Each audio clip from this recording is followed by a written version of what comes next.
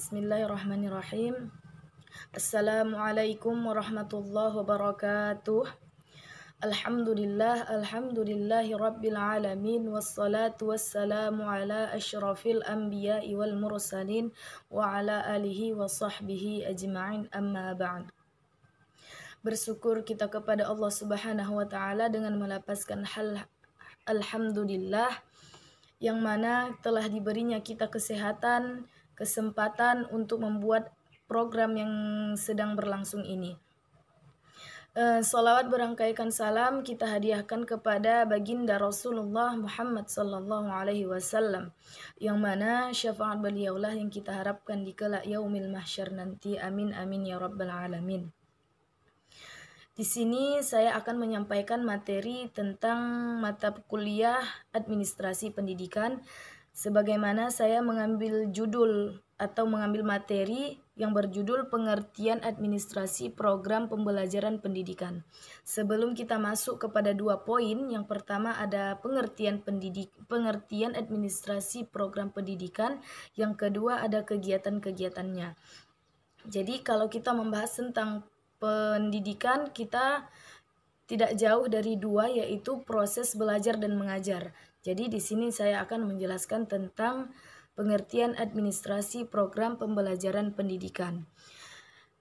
Administrasi program pembelajaran pendidikan adalah kegiatan yang meliputi pengaturan seperangkat program pengalaman belajar yang disusun untuk mengembangkan kemampuan siswa sesuai dengan tujuan sekolah dalam rangka terciptanya proses belajar yang efektif dan efisien. Jadi fungsinya, yaitu ada fungsinya dilihat dari konsep dan teori administrasi. Maka dapat ditegaskan bahwa proses pengelolaan itu pada prinsipnya dimulai dari seperti kita masuk kepada poin yang kedua, yaitu mengenai tentang kegiatan-kegiatan administrasi program pembelajaran pendidikan. Yaitu kegiatannya ada 10. Yang pertama ada penyusunan program, yang kedua ada kalender pendidikan, jadwal kegiatan belajar dan mengajar, perencanaan belajar mengajar, pembukaan tahun ajaran baru, pelaksanaan kegiatan belajar mengajar, pengaturan mode pembelajaran, pelaksanaan evaluasi, layanan bimbingan dan penyuluhan, yang ke-10 penutupan tahun ajaran baru. Nah, saya akan menjelaskan apa itu dari penyusunan program. Baik teman-teman, penyusunan program itu adalah memikirkan dan menetapkan kegiatan yang akan dilakukan selama 1 tahun ajaran dalam rangka mencapai tujuan pendidikan. Nah, itu akan disusun dulu program-programnya yang ingin disampaikan selama dalam 1 tahun itu. Baru yang kedua ada kalender pendidikan. Itu adalah jadwal yang berisikan angka-angka yang harus diikuti oleh sekolah, di mana pada jadwal tersebut telah ditentukan hari, tanggal, bulan di tahun yang sudah diresmikan oleh Diknas. Yang ketiga ada jadwal kegiatan belajar mengajar. Kegiatan ini adalah dalam proses belajar mengajar yang sudah ditentukan oleh pihak sekolah sehingga tercapainya proses belajar dan mengajar yang efektif. Sudah ditentukan jadwalnya. Jadi untuk menjalankan proses belajar mengajar itu sudah ditentukan jadwal kegiatannya. Yang keempat, perencanaan belajar mengajar. Perencanaan yaitu kegiatan yang harus dilakukan oleh pihak sekolah sehingga terlaksananya proses belajar mengajar yang kita inginkan. Tanpa adanya perencanaan belajar mengajar sangat susah menentukan. Jika tidak ada perencanaan dalam administrasi pembelajaran ini, susah untuk menentukan apa-apa saja yang perlukan para anak peserta didik. Oleh karena itu, sebelum melakukan kegiatan belajar mengajar, terlebih dahulu dilakukan adanya perencanaan atau planning. Setelah itu ada yang kelima, yaitu pembukaan tahun ajaran baru, yaitu seperti menerima murid baru. Jadi ini kegiatan adalah awal tahun yang di dalamnya terdapat sebagai macam kegiatan seperti penerimaan mahasiswa baru, dengan diadakan sensus anak usia persekolahan, di mana sekolah itu sudah menyiapkan buku untuk mendaftar anak muridnya yang ingin masuk. Yang keenam ada pelaksanaan kegiatan belajar mengajar, yaitu kita sudah masuk kepada pelaksanaan proses belajar dan mengajar, yaitu suatu kegiatan yang dilakukan baik itu di dalam kelas maupun di luar kelas.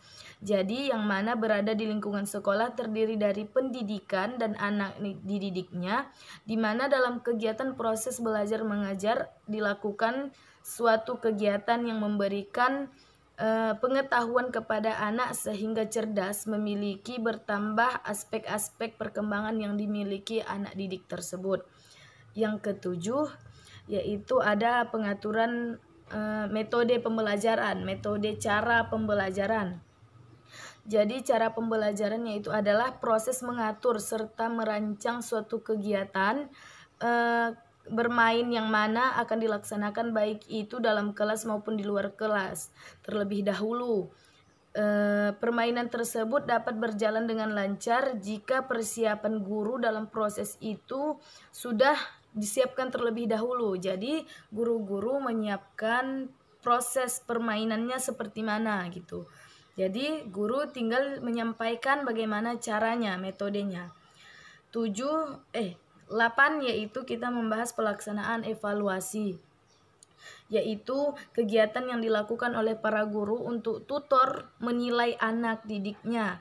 Jadi evaluasi itu penilaian kepada anak didiknya itu, yang ditulis dalam buku raport yang berisikan tentang aspek-aspek perkembangan anak didik tersebut. Jadi di dalam raport itu sudah tertera nilai-nilai selama proses belajar peserta didik itu. Jadi guru-guru sudah memasukkan nilai-nilai yang dilakukan oleh anak itu. Yang kesembilan ada bimbingan dan penyuluhan. Bimbingan yaitu suatu tempat di mana dilakukan konsultasi mengenai apa-apa saja pembahasan yang dihadapi baik orang tua maupun anak didik tersebut. Jadi bimbingan dalam sekolah itu ada masalah yang ada pada anak, selain pada anak, orang tua juga diberikan bimbingan dan penyuluhan. Kenapa, ada apa anak ini, mungkin ada permasalahan di rumah, dibawa di sekolah. Jadi itu diperlukan dalam bimbingan dan penyuluhan. Ke-10 ada penutupan tahun ajaran baru, yaitu adalah kegiatan yang dilakukan setiap tahunnya, di mana kegiatan tersebut antara lain yaitu adanya laporan pertanggungjawaban di Diknas setiap tahunnya. Jadi dalam urusan administrasi keuangan dan lain penyerahan ijazah.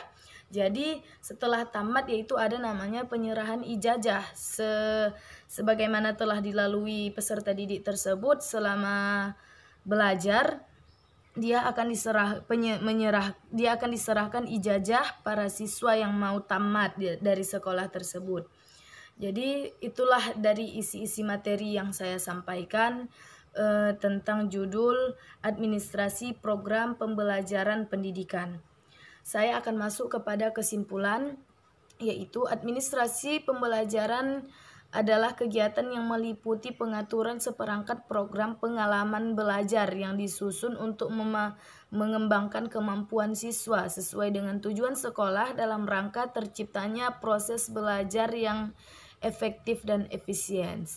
Sekianlah yang dapat saya sampaikan. Kurang dan lebihnya saya mohon dimaafkan. Kepada Allah saya mohon ampun, kepada teman-teman saya mohon diberi kemaafan. Wabillahi taufiq wal hidayah. Wassalamualaikum warahmatullahi wabarakatuh.